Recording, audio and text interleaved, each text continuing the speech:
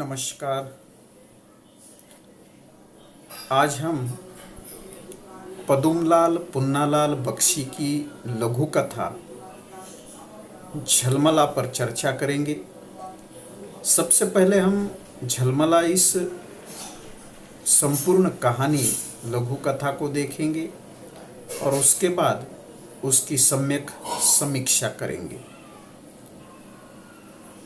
तो प्रस्तुत है आपके सामने पदुमलाल पुन्नालाल बख्शी की कहानी झलमला।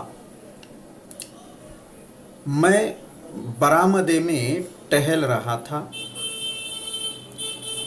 इतने में मैंने देखा कि बिमला दासी अपने आंचल के नीचे एक प्रदीप लेकर बड़ी भाभी के कमरे की ओर जा रही है। मैंने पूछा, क्यों रे, यह क्या है? वह बोली, झलमला। मैंने फिर पूछा, इससे क्या होगा? उसने उत्तर दिया, नहीं जानते हो बाबू, आज तुम्हारी भाभी पंडित जी की बहू की सखा होकर यहाँ आई है, इसलिए मैं उन्हें झलमला दिखाने जा रही हूँ। तब तो मैं भी किताब फेंक कर घर के भीतर दौड़ गया। दीदी से जाकर कहने लगा, दीदी थोड़ा तेल तो दो। दीदी ने कहा, जा, अभी मैं काम में लगी हूँ। मैं निराश होकर कमरे में लौट गया। फिर मैं सोचने लगा, यह अवसर न जाने देना चाहिए। अच्छी दिल्लगी होगी। इधर उधर देखने लगा। इतने में मेरी दृष्टि एक मोमबत्ती के टुकड़े पर पड़ी। मैंने उसे उठा लिया और दिया सलाई का बबस लेकर भाभी के कमरे की ओर गया। मुझे देखकर भाभी ने पूछा, कैसे आए बाबू?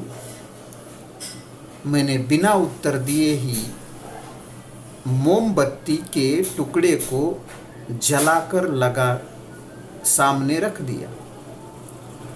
भाभी ने हंसकर पूछा, यह क्या है?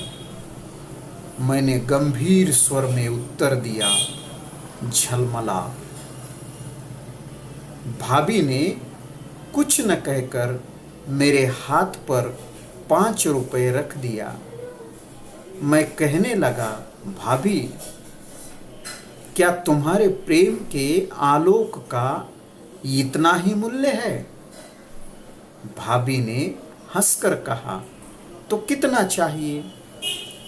मैंने कहा, कम से कम 1 गिन्नी।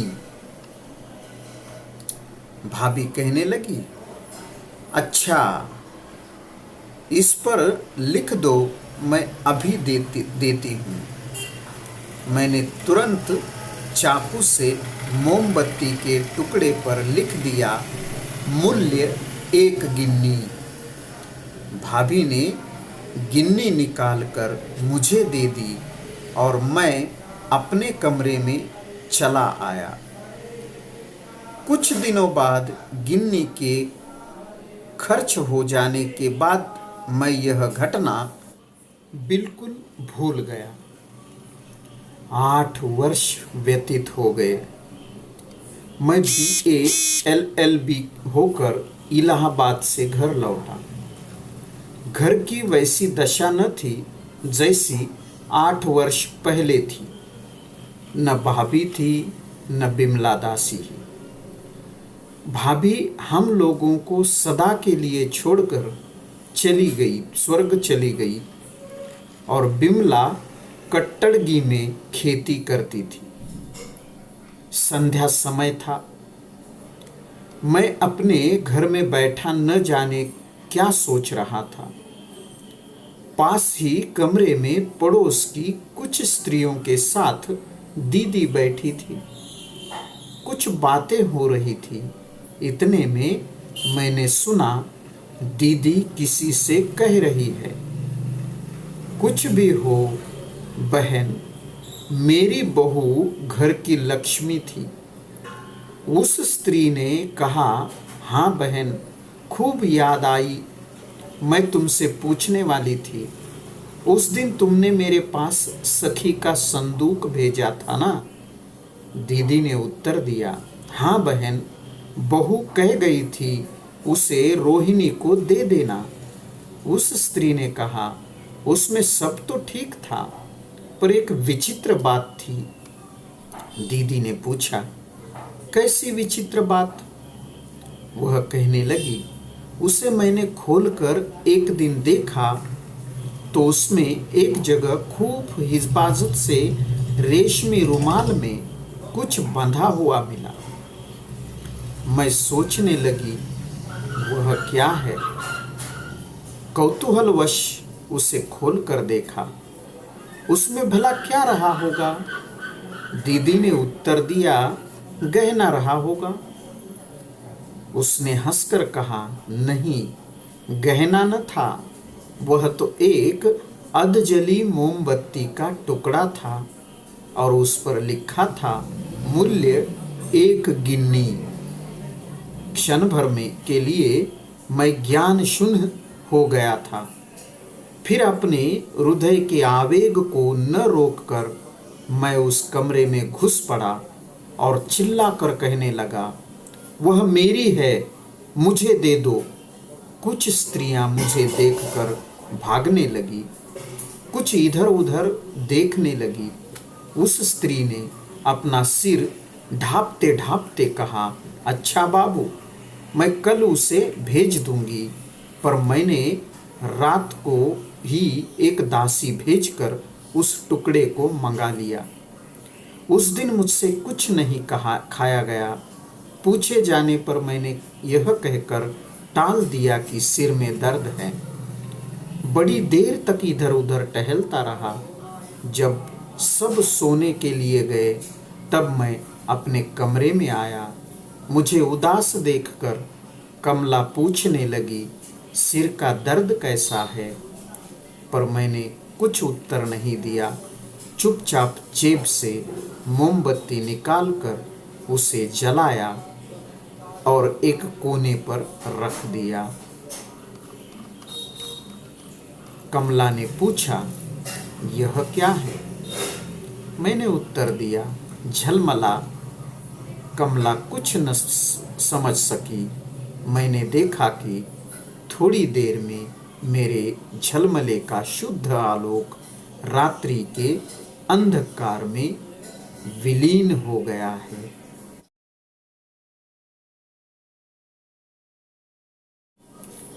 तो ये थी पदुमलाल पुन्नालाल बख्शी जी की कहानी झलमला। यह कहानी भावना प्रधान कहानी है। इस कहानी के माध्यम से पदुमलाल पुन्नालाल बख्शी जी ने भाभी और देवर के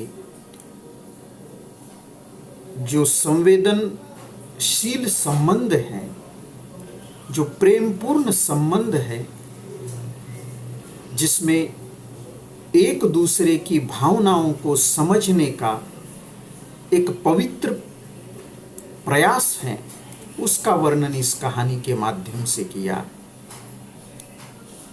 कहानी आत्मकथनात्मक शैली में लिखी गई है, इसलिए लेखक जो है मैं के रूप में यह कहानी हमारे सामने प्रस्तुत करता है। कहानी का प्रमुख पात्र लेखक है और उनकी भाभी है और दीदी है और कुछ आस पड़ोस की स्त्रियां हैं।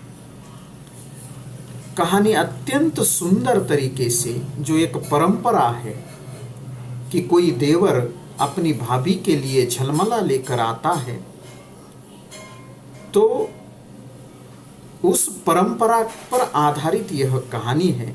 और वह झलमला दे लेकर वह भाभी अपने देवर को कुछ इनाम जो है देती है, कुछ भेंट देती है पैसों के रूप में। तो यहाँ पर इस लेखक की भाभी एक पड़ोस के जो पंडित जी की बहू है उसकी सखा होकर आई है और वह झलमला उसे दिखाने जा रही है। इस तरह का चित्र है। और इसी दरमियान भाभी और देवर के जो मजाकिया संबंध होते हैं, या जहाँ पर भाभी और देवर जो एक दूसरे का मजाक या दिल्लगी करते हैं, उस परंपरा का भी यहाँ आधार लिया गया है कि लेखक स्वयं भाभी के पास अब उसे झलमला तो नहीं मिलता, लेकिन एक मोमबत्ती का टुकड़ा लेकर अपनी भाभी के कमरे में जाता है। वहाँ पर भाभी पूछती हैं कि कैसे आए, तो वह बिना कुछ उत्तर दिए जो है भाभी के उस कमरे में वह मोमबत्ती का टुकड़ा जलाता है और सामने रख देता है। भाभी पूछती है, यह क्या है देवर जी? और वह अत्यंत गंभीर स्वरों में कहता है कि ये झलमला है। भाभी उनकी मानसिकता को, उनकी दिल्लगी को समझ जाती हैं और फिर कहती हैं कि, और कहने से पहले जो है 5 रुपये उसके हथेली पर रख देती हैं। वह कहता है, मेरे प्रेम के आलोक का मतलब प्रकाश का मूल्य इतना नहीं है। इस पर भाभी कहती है कि मांग लो जो मांगना है। और वह कहता है, एक गिन्नी मतलब सोने की मोहरा है या सोने का सिक्का है। वह एक सोने का सिक्का भाभी को मांगता है और वह भाभी भी बिल्कुल हंसते हुए उसे सोने का सिक्का दे देती है। कुछ दिन बाद गिन्नी तो खर्च हो जाती है। लेखक भी पढ़ने के लिए इलाहाबाद चला जाता है। इलाहाबाद में BA LLB पढ़कर वह 8 साल बाद घर पर लौटता है। अब घर में काफ़ी परिवर्तन हुआ है। 8 वर्ष में काफ़ी घटनाएं हुई है और वहाँ पर भाभी की मृत्यु हो गई है। अब वो जो दासी है वह भी काम पर नहीं है। ऐसे में दीदी है लेखक की और वह दोनों ही घर में हैं। दीदी अपने कमरे में अपनी कुछ आस पड़ोस की महिलाओं के साथ बातें कर रही हैं और उनकी बातें जो है लेखक के कानों पर आती हैं। वहाँ पर भाभी ने मृत्यु से पहले यह कहा था कि उसका जो संदूक है वह पड़ोस की कोई स्त्री है, रोहिणी जिसका नाम है, उसे दे दे, जो उसकी सहेली थी। और दीदी और देवर और भाभी का भी यहाँ पर जो है जिस तरह का एक रिश्ता है, वहाँ दीदी और भाभी का भी बहुत अच्छा रिश्ता है। वह भी अपनी भाभी की बात मानते हुए रोहिणी को वह संदूक दे देती है। जब संदूक की बात निकलती है तब रोहिणी कहती है कि उस संदूक में बड़ी एक विचित्र बात दिखाई दी। दीदी पूछती है कि क्या था, और वह कहती है कि एक कपड़े में रेशमी रुमाल में जो है बंधी हुई एक चीज़ थी। उसे लगा कोई गहना होगा, लेकिन वह कहती है गहना नहीं था, उसमें एक अधजली मोमबत्ती का टुकड़ा था और उस टुकड़े पर लिखा था एक गिन्नी। लेखक इन बातों को सुनता है और सुनने के बाद तुरंत जो है कुछ देर के लिए वो संयम से वहाँ बैठा रहता है, लेकिन उसके भावनाओं का आवेग उमड़ पड़ता है और वह भागता हुआ उन स्त्रियों के पास पहुँचता है। स्त्रियां घबरा जाती हैं और कहती है कि क्या है, तो वह कहता है कि वो चीज़ मेरी है। और वह रोहिणी कहती है ठीक है मैं कल दे दूंगी, लेकिन लेखक से कल तक का इंतज़ार नहीं होता। वह दासी को जो है भेजकर वह मोमबत्ती का टुकड़ा ले आता है। वहाँ पर घर पर वह अब उसके मन में जो है लेखक के मन में बिल्कुल भावनाओं का तूफान उमड़ रहा है कि अपने भाभी के साथ जो एक पवित्र रिश्ता उसका था जो भावना का रिश्ता था, उस रिश्ते की स्मृतियाँ जो है उसके मन में उमड़ पड़ती है। वह रात का खाना भी नहीं खा पाता है, वैसा ही अपने कमरे में चला जाता है। वह दासी को भेजकर वह मोमबत्ती का टुकड़ा लेकर आता है और वहाँ जब सब सोने के लिए निकल जाते हैं तो उस समय वह अपने कमरे में वह मोमबत्ती का टुकड़ा जो है जला देता है और जलाने के बाद पूरे उस अंधकार में उस भाभी को दिया हुआ मोमबत्ती का टुकड़ा, जो एक झलमले का रूप था, एक झलमला था लेखक की दृष्टि से भी और भाभी की दृष्टि से भी, झलमला जिस तरह से संभाल कर रखा जाता है उसी तरह से वह भी संभाल कर रखती है। और वह उस रात्रि को वह मोमबत्ती का टुकड़ा जलाता है और शुद्ध आलोक रात्रि के उस अंधकार में जो है वह झलमला जलकर विलीन हो जाता है। झलमला का अर्थ है वह दीपक जो भाभी को देवर एक भेंट के रूप में देता है और भाभी भी एक प्रति भेंट के रूप में अपने देवर को कुछ दे देती है। वह कमला दासी पूछती है यह क्या है, तो लेखक उत्तर देता है कि यह भी झलमला है। और फिर कमला कुछ समझ नहीं पाती कि ये क्या कह रहे हैं, क्योंकि मोमबत्ती को कोई झलमला नहीं कहता और वह झलमला जो है वहाँ पर अपने कमरे में जलाता है और वह बुझ जाता है। तो इस तरह से यह भाभी और देवर के रिश्ते को व्यक्त करने वाली यह अत्यंत संवेदनशील कहानी है, अत्यंत भावना प्रधान कहानी है। तो आज के लिए इतना ही। फिर से नए वीडियो में नई कहानी के साथ उपस्थित होते हैं। तब तक के लिए धन्यवाद।